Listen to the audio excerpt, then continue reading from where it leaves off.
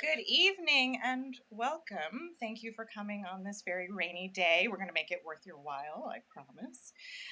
My name is Julia Seaman, and I am Director of Exhibitions and Chief Curator here at the Bard Graduate Center. Tonight's event is a Françoise and George Selz lecture on 18th and 19th century decorative arts and culture. It is also our final Wednesday lecture of 2024. So although I know tonight will leave you wanting more, please don't come back next week. This evening's distinguished guest speaker is Mia Jackson, curator of decorative arts at Waddesdon Manor in Buckinghamshire. For those of you who have not yet had the pleasure of visiting Waddesdon, it is a grand 19th century home, really a palace, built in the style of a Renaissance chateau and located about an hour outside of London. The original owner, builder, was Ferdinand de Rothschild, who was a passionate collector of French 18th century objects.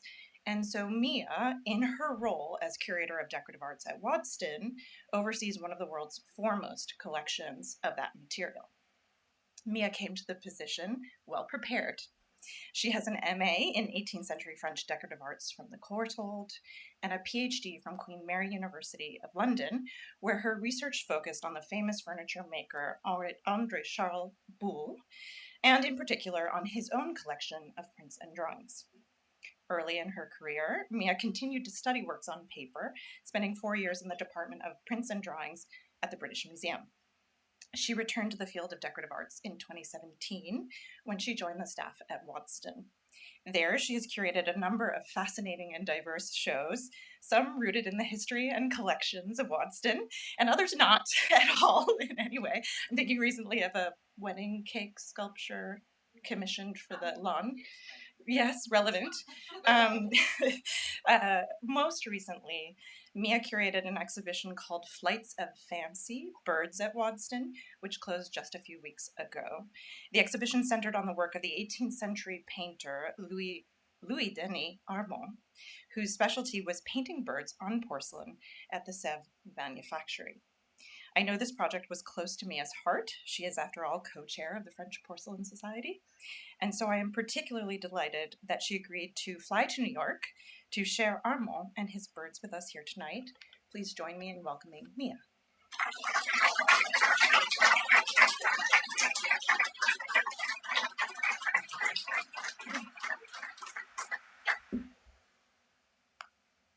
I'm waiting for the door to do its strange noise that Andrew has warned me about.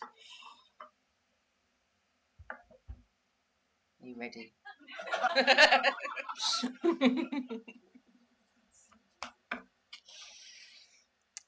So, thank you very much to Julia and to Andrew for inviting me to speak about the other Sèvres exhibition of 2024. I'm delighted to be here in New York, and I only wish I was able to visit the Bards exhibition, and I think I shall have to come back.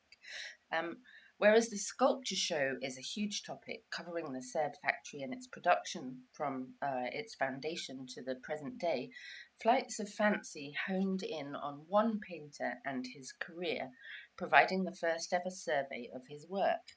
You will see just how lucky we are to have an exceptional amount of material on this rather extraordinary character. I think this opening slide gives you a flavour of what I mean by a flight of fancy. Here is Waddesdon Manor, where I work and where the exhibition took place. And as Julia's already said, it's a fantastic neo-Renaissance French chateau on the top of a hill in Buckinghamshire that was built by Baron Ferdinand de Rothschild in the 1870s. I first started considering an exhibition that focused on the work of Louis-Denis Armand in 2022, when I put 4 vases by him in a case, along with Madame de Pompadour's snuff box, which he also painted, for an exhibition which celebrated Alice de Rothschild as a collector. And Alice was the sister of Baron Ferdinand de Rothschild, and this exhibition was to try and put her collecting back on the map. She was evidently a fan of Le Doux, or the present painter, as he was known in her lifetime, acquiring no fewer than 7 vases by him, as well as the fantastic Madame de Pompadour box. She also inherited a further 3 of his vases, from her brother Ferdinand. Added to that, we also have at Waddesdon the 1767 Razumovsky service, of which 10 pieces were painted by Armand, as well as another pair of ice cream coolers from around 1769. So I thought I could put all of these objects in a room along with a certain suite of drawings I'd heard about, and that would be pretty impressive. So that would be about 23 pieces of Sèvres and about 30 drawings. However, the idea had wings. First of a few bird puns. Not only does Waddesdon have a Rococo-style aviary that you can see on the top left, with endangered residents who participate in an international breeding program, it turned out that many other members of the Rothschild family, as well as Ferdinand and Alice, had been interested in keeping exotic birds too. So we added an archival exhibition about Rothschild aviaries to the programme, and then we remembered a gifted paper artist, Andy Singleton, who had made us a giant peacock once for Christmas, and we thought it might be fun to put the Razumovsky service on the dining room table, accompanied by paper representations of the birds depicted on the service flying out of some 18th century bird cages, which I conveniently found in the basement. And it kept growing. To our 23 pieces by Armand were added at least 77 more. Private collectors offered incredible loans, supplementing our pieces, which of course, though impressive, represented only a fraction of Armand's output in the 1750s and 60s. The museum at Sèvres lent 5 pieces, crucially the earliest and the latest that we know by Armand. We needed to rethink the exhibition to take account of the number of loans, my colleagues in the stewards team taking all of the porcelain out of the room where the Razumovsky service is normally displayed to make room for lots and lots more porcelain with birds on it. I went to Paris and I fetched the drawings from their wonderful owners, Bernard Dragesco and Didier Cromazin, and a paper conservator spent weeks mounting and framing them all in Waddesdon's attics. The gardeners got inspired. We had carpet bedding, which you can see on the bottom row, second picture along, which was inspired by a drawing by Armand of 2 golden orioles, placed against a vermiculate background, and 2 giant 3D planted birds. You can see one of them arriving on a tractor next to the carpet bedding, with more accoutrements to make visual reference to Armand, bigger crests, grass collars, and some of them sprouted coloured feather headdresses. It turned into a site-wide event, linking nearly all departments at Waddesdon. And this is a view of the cases in the exhibition that covered 1749 to 1756.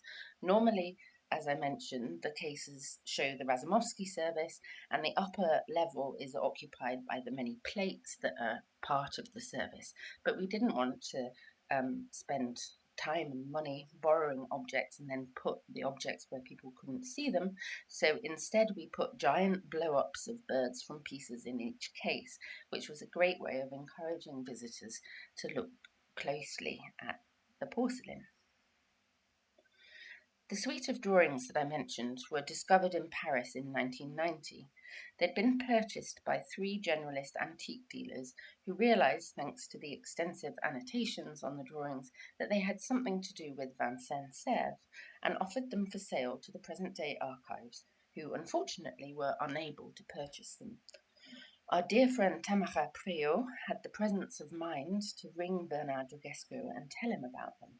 He and Didier had been researching the, at that point, unidentified painter of characterful and colourful birds, who signed with a crescent and particularly loopy interlaced L's. Concurrently, David Peters and Ginetta Zelliker, both Sèvres scholars, had been doing their own research in the archives, and all roads were starting to lead to an identification of the crescent painter with Louis-Denis Armand. Whilst most 18th century artisans drew, their drawings do not often survive. This is partly to do with what was gathered and valued by collectors, but also how the drawings were used. A drawing of a bird used as a reference for several porcelain objects was more likely to be spoilt and thrown away than a framed portrait, for example. The extensive autobiographical notes that are on the reverse of many of these drawings and include information such as recollections from Armand's childhood, the date he joined the Vincennes manufactory, his life at work, his failing health in later life, and information about the French Revolution. The drawings and their annotations may not always have been made at the same time, but the annotations seem to date mainly from the 1780s and 90s. The drawings were the final piece of proof that was needed. Not only was there a cipher amongst them, spelling out Armand's name, but the handwriting matched the handwriting on this exceptionally rare palette cup, the top of which you can see top left. The crescent also made an appearance on the back of one of the drawings, which you can see top right, when Armand ran out of space when writing the rough version of a letter and used the crescent in the way that we might use an asterisk to mean continue reading here. To those 30 drawings was added another drawing which Bernard had acquired from an English auction house where it had mysteriously turned up in the sale of an interior designer's collection. It has particularly charming annotations. You can see that it is water damaged, and Armand writes in the bottom right-hand corner that he left it by an open window and the rain came in. Armand has written a note next to the bird under the tree saying, "But don't worry about this poor little devil, he has shelter." We also borrowed these 3 drawings from a private collector in Paris who'd found them at one of the Parisian flea markets. I particularly like the little bird's bottoms on the left, and the inscription that says, "They, the birds, can hear their enemies above their heads. They know which trees to choose to hide themselves the best they can." I wanted to show you some of the objects in the exhibition, starting with this palette bowl, which was a must for me. These palette bowls are really rare, and I think only 2 18th century ones are known from Vincennes. It was acquired by Adrian Sassoon in the 1980s, before Armand and the crescent painter had become identified as synonymous, and it's an object that evokes the everyday in the Vincennes manufactory, as well as being something which, like the drawings, would have been close to Louis-Denis, so there's something kind of talismanic about it. It had a case all to itself in the exhibition and proudly sat in front of a mirror within an explanatory panel about the Vincennes manufactory and its history. Because porcelain colours look so different raw to what they look like fired, every Sèvres painter must have had a palette cup, plate or plaque that showed what the colours looked like once fired. The numbers next to each tiny square would refer to the numbers on the paper packets that the colours in powder form would have come in. It's an object that makes people who think they don't like porcelain, but we all know that people who don't like porcelain are just lying to themselves, look closely, and it captivates them. There's something immediately relatable about it. We also borrowed from Sèvres a magnificent early tureen. There was another round one in the show that sold very recently here in New York at Christie's in the big Rothschild sale. But this tureen is extremely special because Viviane Mesqui, who is one of the curators at the Sèvres Museum, recently discovered Armand's signature within one of the scenes, Armand invenit et pinxit. This is an incredible discovery. Firstly, that no one had noticed it before. The tureen's been sitting in the Sèvres Museum since the middle of last century. But in all of our defences, I will say that the signature is absolutely minuscule. But also, apart from palette cups, where else do we see Vincennes porcelain signed in any other way than a painter's mark? In 1751, Hendrik van Holst, who was artistic director at that moment at the manufactory, wrote to the director about cups decorated with birds. "They cannot fail to succeed," he said. If we make them a bit simpler, I think they'll be even more successful. I would also like to vary the distribution of the birds in order not to seem as though we're slavishly repeating ourselves. Some birds in the air, some on the ground, would give a certain play to the composition, which is always good. Brother Armand is easy to teach, and Monsieur Bachelier could do him a lot of good by guiding him a little with the layout and teaching him the principles that will lead him to paint them tastefully. And I think that the so on the left shows pre-Bachelier Armand birds, and the so on the right shows post-Bachelier birds. Both depict fantasy birds, which is true of most of Armand's birds on porcelain, but the ones on the right seem to have actual bird anatomy. This urine basin were a diplomatic gift from Madame de Pompadour to Clemens August of Bavaria, Elector of Cologne, in 1756. The two pieces are now in two different collections, and this was the first time that they had been together since at least the 19th century. Rather than Armand's usual grouping of maybe 2 or 3 birds in conversation, the ewer exceptionally has 6 birds on it in the reserve, and the basin is elaborately decorated both inside and out. The basin was badly broken at some point, probably in the 19th century, and thus discarded by its then owner, but it surfaced not very long ago on the Parisian art market and has since been very well restored. And these were 2 of the vases that were acquired by Alice de Rothschild, both of which are one of a pair. These were the vases that sparked the idea for the show, as they're decorated with the same birds in very similar scenes and composition. The vase on the left was painted in 1755 and the one on the right in 1763. I was really fascinated by putting them together and seeing how Armand's style evolved over those years, and that became one of the key tenets of the show, to demonstrate the evolution of Armand's work and to have as many pieces as possible next to each other to compare.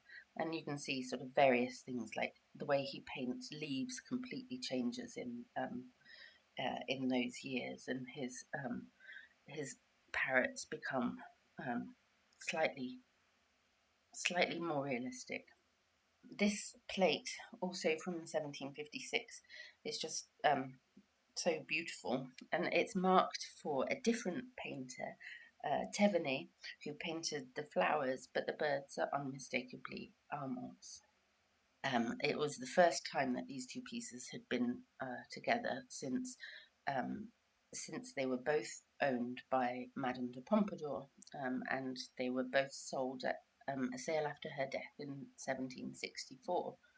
And you can see that the cockatoo is the same on both pieces, and it's after Jean-Jacques Bachelier, who I mentioned earlier, who was a particularly gifted painter of birds. And excitingly, thanks to the research files of Monsieur Dragesco, I found out relatively recently that the parrot is after painter Christophe Huet, from a painting that he did for Madame de Pompadour in 1755, and which sold at auction in Paris without that crucial bit of information being mentioned. The painting was one of a pair showing lots of exotic birds, presumably all inhabitants of Madame de Pompadour's aviaries, and crucially this parrot inset is exactly the same.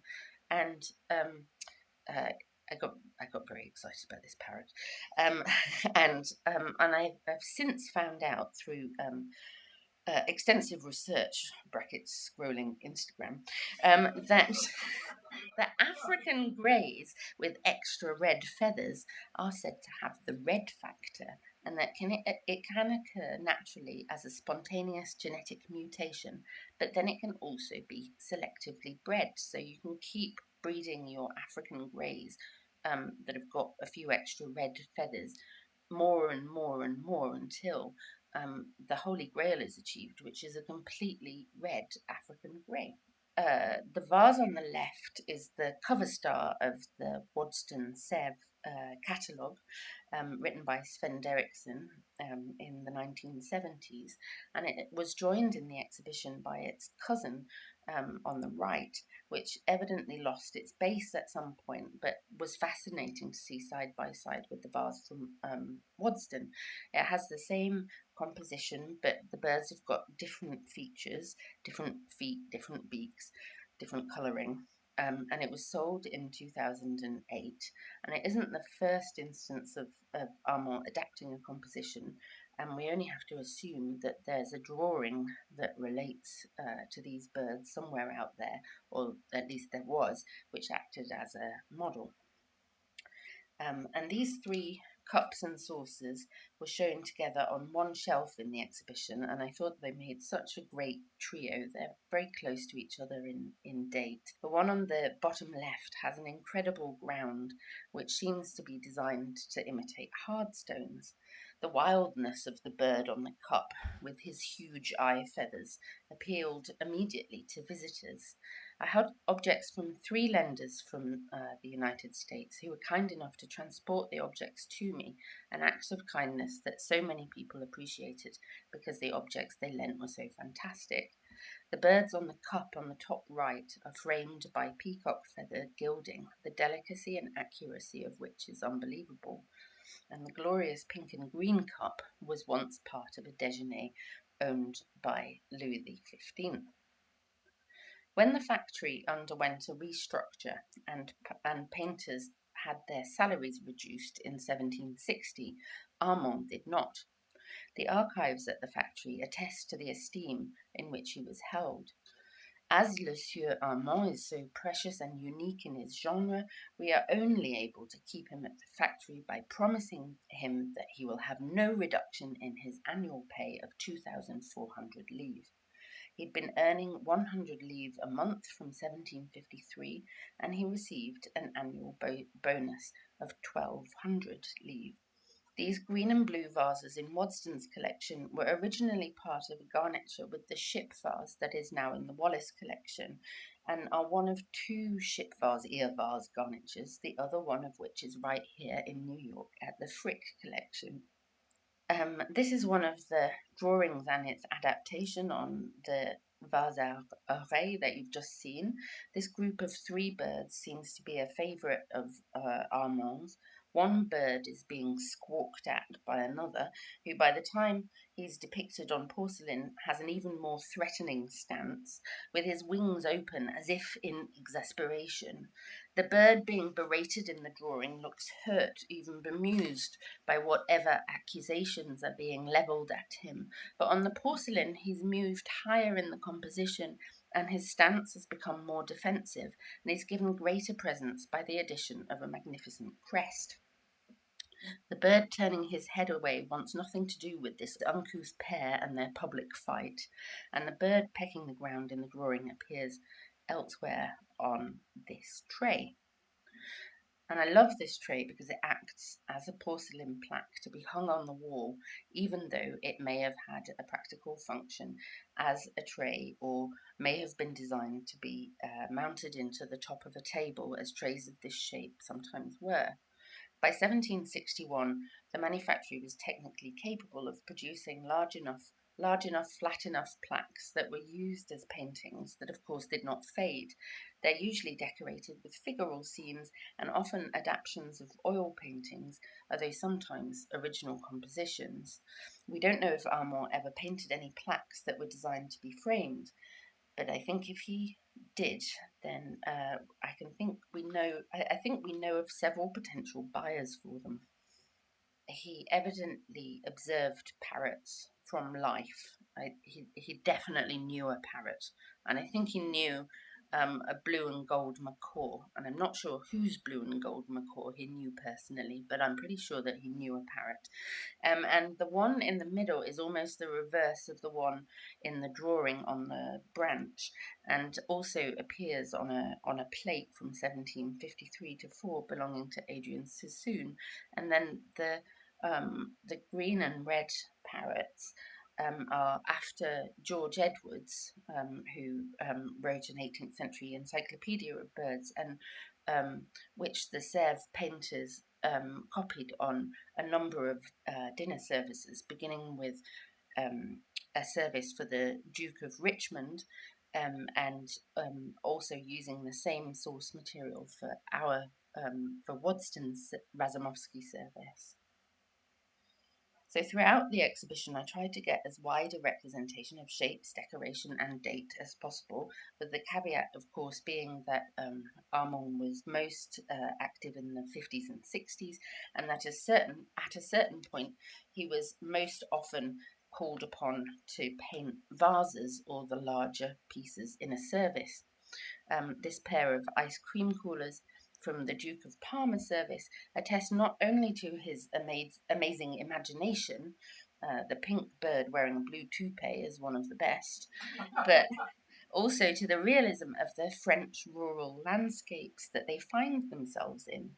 This period in particular, when quite frankly wacky birds are having their arguments in Fontenay-sous-Bois or with the Moulin de Charenton in the background, are some of the most surreal in Sèvres porcelain. Not very much is known about this Uran basin. I haven't been able to find it in any Sèvres archival material, but this marks the moment where the birds start growing, filling up more of the cartouche and really being foregrounded. The bizarre chap in the pink fur-collared jacket is probably a combination of a king vulture and Armand's drug-fueled imagination, and his interlocutor on the right is a beautifully exaggerated starling. And this mortier, which was what you mashed up the fruit to go in the punch, is from one of two services, which are difficult to distinguish, either made for Gustav III of Sweden or his brother Frederick Adolf, Duke of Östergötland. The detail with which Armand has painted these rather fat little birds is really incredible. And this is a punch bowl, not the one that goes with the mortier, but it was definitely one of the highlights for me in the exhibition because its scale and the three scenes. I particularly love the bird wading and drinking from the river were just unbelievably good. So one of the last great Bleu Celeste dessert services produced at Sèvres was made for Louis-René Edouard, Prince de Rouen, and bears his cipher of LPR in two colours of gold. The service is now in many different collections, with lots of pieces from the service here in the Met in New York. The punch bowl is by Armand and is particularly great. And there's also an important group in Strasbourg, but the two wine coolers on the top of the slide, it turns out belonged to Ferdinand de Rothschild, who built Waddesdon, who left them to his cousin Leopold in his will. And in his will, it reads, "I give to my cousin Leopold de Rothschild the following articles at 143 Piccadilly," you know, a Rubens, a Hobbema, etc. But crucially, my pair of turquoise Sèvres with the initials in gold PR from the Rohan service at Waddesdon. So it's very interesting because he thought that the Razumovsky service was the Rohan service, but by a process of elimination of the provenance of all of the different soa bouteilles, I realised that it's the ones on the top that must have originally been at Waddesdon, and so it was the first time they came back. And then this cup and saucer must have been a special commission for some person who wanted perhaps a portrait of their little doggies. And Armand was very good at dogs as well as birds, and this cup and saucer made it into the bird show by dint of the fact that some of the dogs are chasing birds. So at this point in Armand's career, he was swapping between the hard and soft-paced ateliers. So in 1768, kaolin was discovered on French soil, and well, you know, the French, they were like, we're not using anybody else's kaolin. So once they finally found some outside Limoges, they were like, okay, we can make hard paste porcelain now. And Armand was going backwards and forwards between the soft and hard paste ateliers. And this fabulous écuelle and platter was lent by Michel Beanie, hi Michelle, and shows Armand's adaptation to the newish material, outlining in gilding, with the feathers highlighted in gilding. And yeah, so in 73 to 4, he was in the hard paste atelier. In 75 to 6, he was back in the hard paste, and then backwards and forwards between hard and soft paste. And this cup and saucer, I particularly like the bird's hat on the cup, was made in 1777 when he was in the hard paste atelier, but by 79 he was back in soft paste. But by 1780 he was only listed as doing piecework and not receiving an annual salary. So why did he go from one of the painters with the highest salaries to painting individual pieces? A clue can be found in a series of letters in the Sèvres archives, which I was delighted to discover.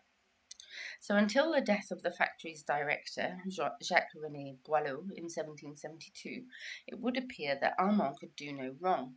He was paid 100 livres per month, which was already pretty good, but then he received an additional 100 livres per month every month as a bonus.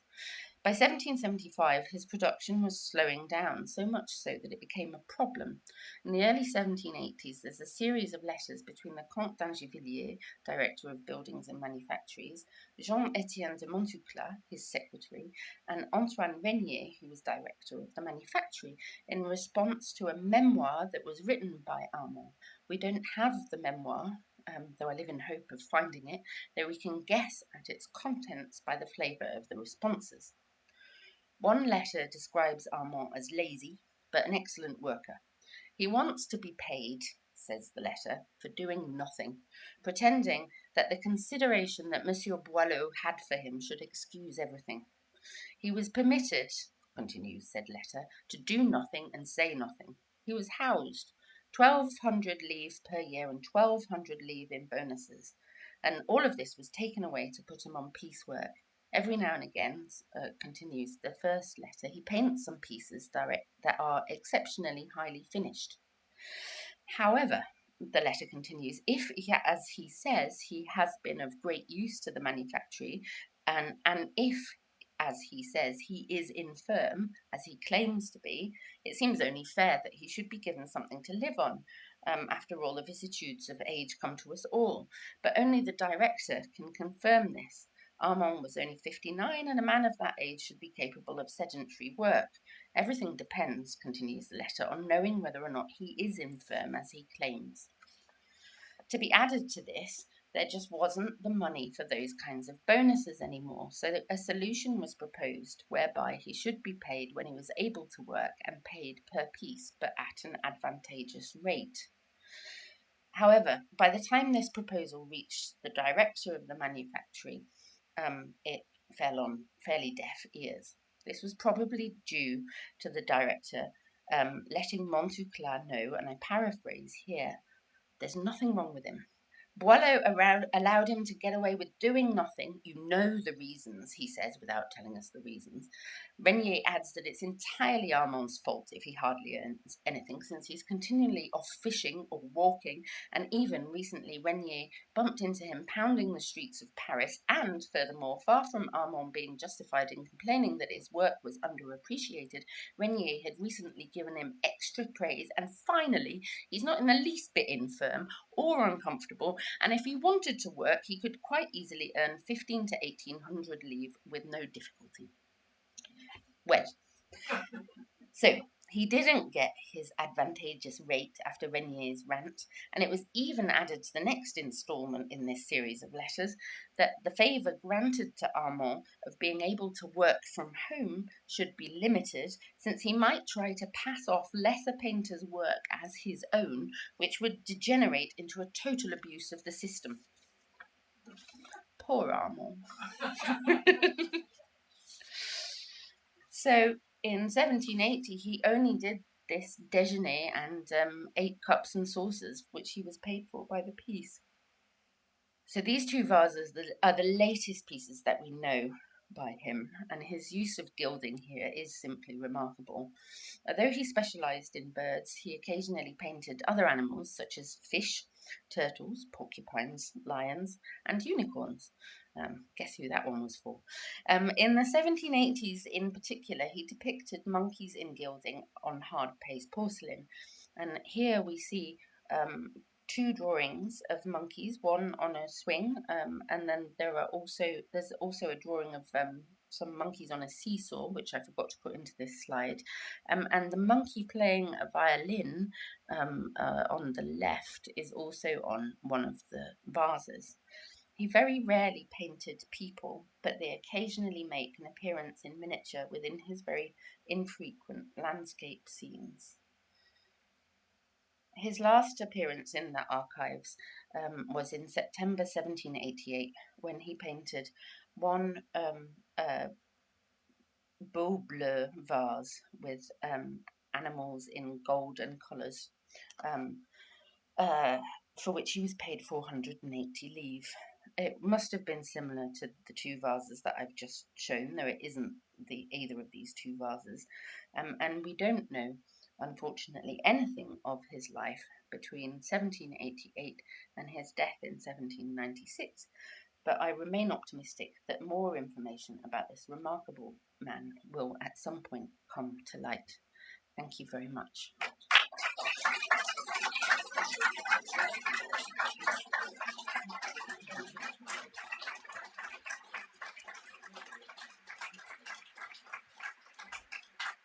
We have time for some questions. If anyone has a question, please raise your hand. Thank you. Do you have any idea how long a period of time it took for craftsmanship like this to be completed from start to finish? So one piece of porcelain, it would take a few months for a big piece of porcelain to start off as clay and end up as a marvelous punch bowl, because not only would it have to go in and out of the kiln several times, so it would be fired. It would first have a biscuit firing, and then it would have a glaze firing, and then it would have a ground colour firing, and then it would have another firing, and another firing, and another firing, and another firing, and finally a gilding firing.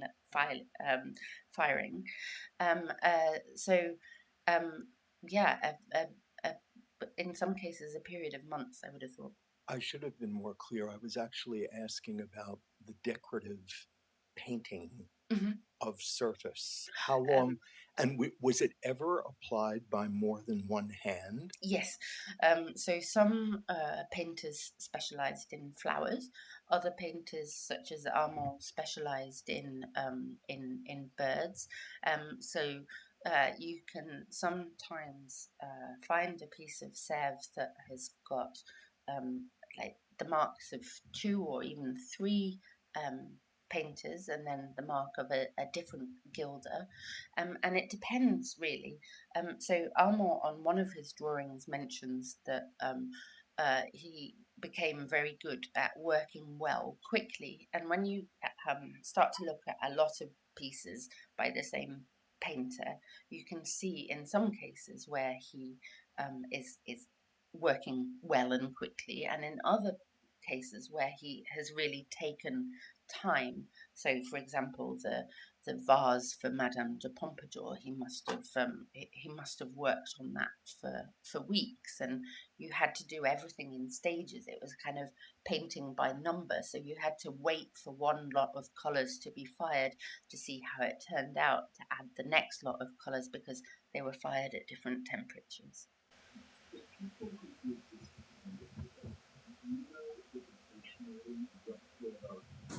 Background was anatomically to be able to.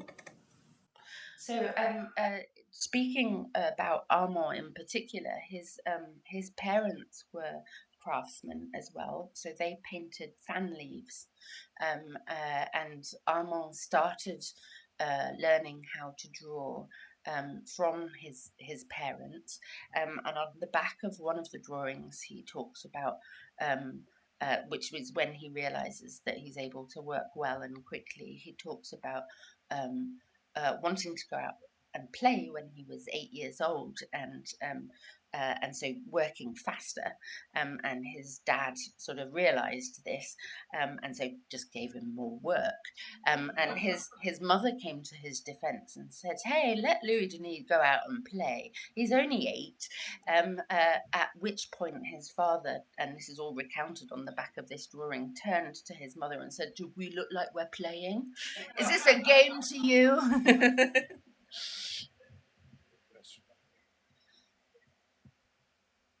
Thanks for that fabulous talk. Time flew. Oh. There's a lot of hidden labor, and I know that you did a lot of study to distinguish between birds that actually existed and the fantastical. And I think you've come down to evaluate that most of them are kind of made up, with the exception of the parrot. Could you just comment a little bit on why, with knowing that there were aviaries, knowing that there were birds around, what the fantastical brought, and not just, they were exciting, etc., but, rather than studying and reproducing something that was known to exist, why create these totally insane birds? Possibly, I maybe because he had a very overactive imagination. Again, going back to like notes on the drawings, one of my favorite comments that he makes is he said that I've just got too many ideas in my head and they're always bumping into each other. So I think like probably nowadays he'd be diagnosed as having ADHD. But he really sort of got carried away with his imagination, hence the kind of flights of fancy subtitle for the exhibition. I think it's I get the feeling, and this is just a feeling. I don't have any actual evidence to back this up, but I get the feeling that he rather resented when he was told to paint birds from other people's sources. So when the manufacturer took the decision to use George Edwards' birds as a source, like everyone else, you look at their birds and they're kind of like bang on. They're just after Edwards, and Armand's like, I'm going to give him a blue crest. So yeah, I think it's a surfeit of imagination. I'm an ornithologist from the Museum of Natural History down the street, so I can add Hello. something to your question. Even most of the parrots are entirely imaginary, certainly the ones with crests, except for the sulfur-crested cockatoo and the blue and gold macaw, they're imaginary. Occasionally, in all of the things you've shown, there is a very iridescent blue cotinga from South America that is quite accurate. But you should know that in the middle of the 18th century, even French soi-disant ornithologists were fabricating birds. There was an ornithologist named Le Vaillant who worked in South Africa, was the first to explore South Africa from the natural history point of view, and did a lot of plates of birds to which he added crests and other imaginary things and gave imaginary lifestyles to. I like the sound of this guy. that passed, for decades because nobody else had been to South Africa and could correct him. So there was a fantastic streak. But also remember that from a lot of these tropical areas, we think of the birds being brilliantly colored. Overwhelmingly, most of them are rather brown and green because that's what fits into the rainforest. So a lot of the birds that were being brought back as specimens from what were then the frontiers of empire and expansion were in fact not that painterly compared to the things that he could invent. That's really helpful. Thank you. And one of the things that thankfully I had a few ornithologists on hand, given that we have an aviary. And to start off with, when I started my research sort of largely consisted of me showing the ornithologist a piece of porcelain, going, "Is this a real bird?" and them going, "No." But going back to the red African greys, really interestingly, I went back and looked at 18th century encyclopedias of birds. And at that point, there was quite a bit of confusion about the birds that had this genetic mutation. And in some cases, the bird is described as a separate species. And in other cases, they're like, well, I think it's probably the same kind of bird as this bird, but it just looks slightly different. And they seem to have been prized in the 18th century, these African greys with the red factor. And we know that Sir Hans Sloane, founder of the British Museum, had one because his is described in one of the encyclopedias. And I'm convinced that Madame de Pompadour had one. And I just need to try and find some kind of archival or published reference to the fact that she did. She definitely had a painting of one. There's one on her snuff box. I mean, it's got to be her bird, right? Any other questions?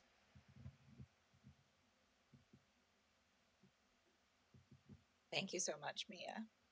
I have a non-bird question. What? Can I? I was thinking about the division of labor and the flower painters in particular. Mm-hmm. And for most of your lecture, I was thinking, okay, all of the settings, the branches, the trees, the flowers in particular, are all by Armand because he doesn't really like them that much. He doesn't care. His flowers repeat quite a bit. He just doesn't give them attention. In a way, it makes the birds stand out more. Yeah. But then later, with the later pieces, I noticed a renewed or maybe new attention to flowers and foliage in particular. Yeah. And I just wondered whether you could speak a little bit more about the settings for the birds and whether it's the flowers and the leaves or whether it's something else, whether you notice other elements. I think that's very well noticed, Julia. And I think that as his career progresses, I think in the 1770s he starts being more interested in the settings, and I think that possibly, I mean, it's a supposition, but I think it might be to do with like the publication of chinoiserie flowers and plants. I think he's quite influenced by Piedmont. And people like Piedmont, and he also seems to enjoy painting flowers much more on hard paste porcelain than he does on soft paste porcelain, and I think that is partly because of the technical differences between the two types of porcelain, and that he's able to use gilding in a different way on the hard paste porcelain to what is possible on soft paste porcelain. So I think that is probably what I would attribute that to. And in the drawings, which are mostly, I think, from later in his career, the drawings of trees and plants are for the most part kind of spiky, sort of slightly made up chinoiserie trees and plants, and I think he's more interested in those. Thank you, Mia. That was great. I wonder. So this is largely a project of recovery. You've found this artisan. His name is everywhere. You've found all these wonderful documents. He's all over the archives. To what extent, in his own time, did people recognize his identity, or did they at all? Did it matter? How much of that was? I mean, you've created this whole artistic biography for this person. So I doubt very much that his identity was known by name to any of the customers of Sèvres. I don't think that was sort of in Sèvres. Sèvres wanted the factory name to be what stuck in its customers' minds, rather than the individual artists, which I think possibly was sometimes in conflict with Armand's ego. So I think that he definitely had a good reputation within the factory, and within the people that worked for the factory and the shareholders. But I haven't seen any 18th century references to his name outside of the factory archives, or archives that deal with his his biography, his birth, death, etc. Any other questions? Sorry, if I could add just one more point that was particularly interesting to me as an ornithologist who's also written on the history of ornithological illustration. Armand derives from Decorative, Oudry, and other painters who did still lives with a lot of birds interacting. In contemporary with him, ornithological depictions, they're always only a single bird in full profile on a bare branch as a kind of silhouette profile. It wasn't until several decades later that Audubon was the first painter of birds who showed birds interacting in the way that Armand does here. Audubon was doing plates of birds, plates I mean illustrations, not plates, ceramic plates, that featured a single species for the most part, but he had many, in some cases, he had many of the same species interacting in different ways. But he was the very first, and that didn't begin until the 1820s. So for this genre of depictions of birds interacting, Armand was well ahead. Mm-hmm. And just to kind of bring it sort of slightly full circle, one of the first people that Audubon approached to help fund his amazing publication on the birds of America was, guess who? A Rothschild. Any other questions? Well, with that, please join me in thanking Mia Jackson.